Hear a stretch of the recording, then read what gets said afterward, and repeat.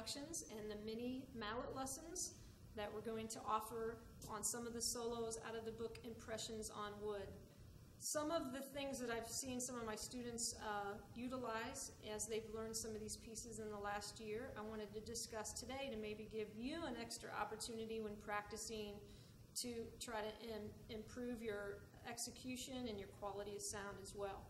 One of the challenges of Jonathan's Light, which is the very first solo in the book, it's maintaining a good quality of sound when playing the double verticals or the double strokes. So the first exercise in the book for Jonathan's Light incorporates just actually working on isolated double stops or double vertical strokes.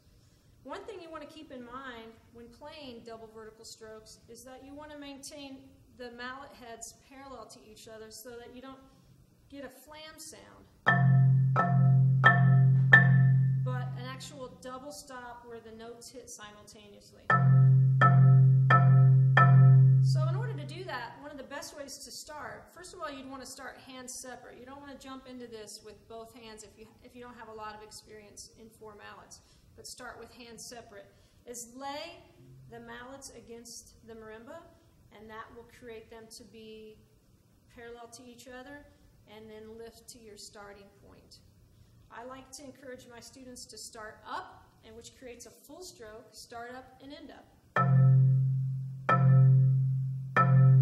The motion that you're going to use in that double vertical stroke is at the wrist, but it's not what we're typically used to as percussionists, where the hand is turned over.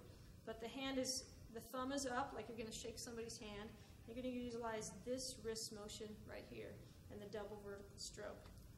So once you've learned the mechanics of where your fingers go and how to balance the mallets in your hands, then you would start with your mallets up, parallel to each other, play one stroke, and end back up again. Trying to maintain a double stop in the sound. In this exercise, you're going to actually move chromatically up in force.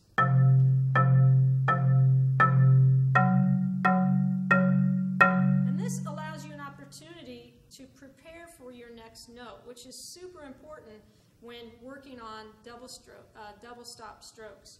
So at the end of my fourth note, I'm actually going to shift as I'm coming up to my next playing position, which will allow the mallets to come straight down vertically and continue to produce a good quality of sound as I move across the instrument. Up, so I'm shifting or adjusting, and that gives me kind of a last-minute look at my target, so that I'm coming straight down vertically, going to get a good quality of sound, and hopefully help improve my accuracy. And then you would try to do that in your right hand, working on preparing for your next chord, shift, always trying to shift after the attack on the way up so that you're vertical coming down on your next target. Then hands together.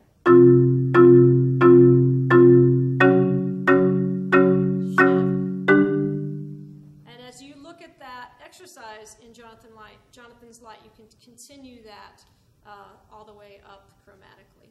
And that will help you as you move into the solo. First few measures sounds like this.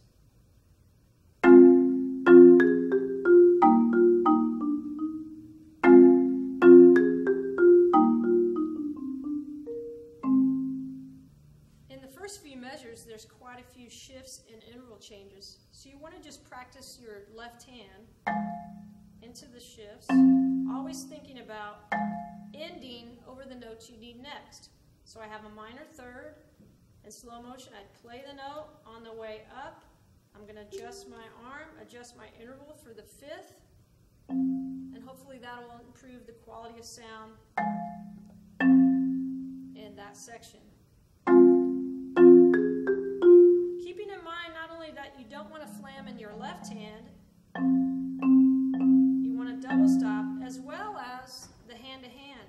You want to make sure they hit simultaneously as well. Another important thing to keep in mind is always where are you going next. I'm going to go from the G to the minor third over G and B flat. In another section, directly following that, my left hand will go from a D and prepare for an A flat and an E flat. Double stop.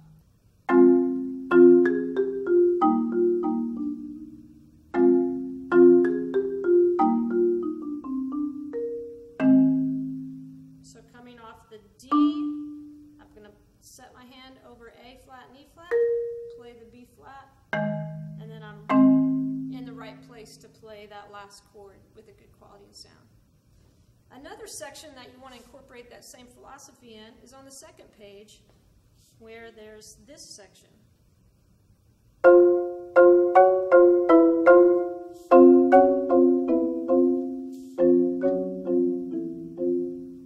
In that section, you're going to be traveling from fifths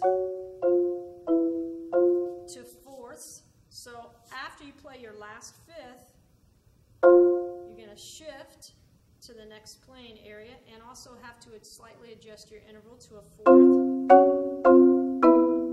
and then switch back to a fifth as well. So it's important to understand that those intervals actually change through those three sections. As well, you'll want to make sure moving up to the second that you always end up over the note you need next. That's slow motion. Adjust to the fourth. Adjust to the fifth.